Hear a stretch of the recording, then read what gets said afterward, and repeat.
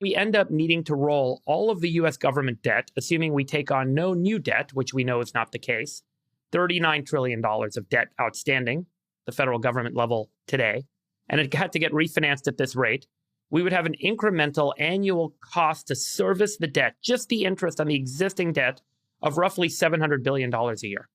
Incremental cost to service existing debt as interest rates climb from 3.3 to 5%. And so fundamentally, this is about 70% of the current defense budget. It's about 10% of the overall federal budget. It's a significant percentage of US GDP, about 3% of US GDP. It's a substantial number, and it creates the spiraling problem that we're in. Now, I just want to make one final point. So there's this de-dollarization moment. It's always worth having a reflection on it, but I just want to tie it back to Minnesota, Donald Trump, and socialism.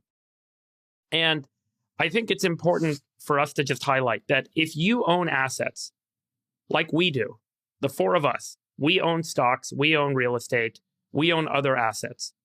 As the dollar devalues and everything inflates in value, our asset prices go up and we get wealthier and wealthier and wealthier. The majority of Americans do not own assets. They are net asset negative. As a result, they live off of income. And they do not benefit from the de-dollarization like asset holders do. And this is what is ultimately fueling populism in the United States. And the populism in the United States is what is driving socialism. And the response to those behaviors is what Donald Trump elected to some degree. And the response to the Donald Trump actions is what's driving the civil unrest in Minnesota and other places. And I fundamentally believe that much of the unrest, the civil unrest, and ultimately this divide in this country is driven by the fact that de-dollarization, because of excess government spending, ultimately leads a majority of people in this country to feeling oppressed and left behind because they're seeing a few people in the country accelerate their net worth, like all of us here, and there's no way for them to catch up because they don't actually own assets.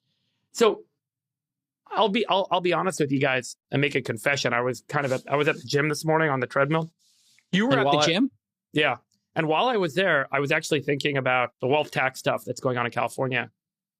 And I wonder if it may be an inevitability in order to keep the United States from going into civil war.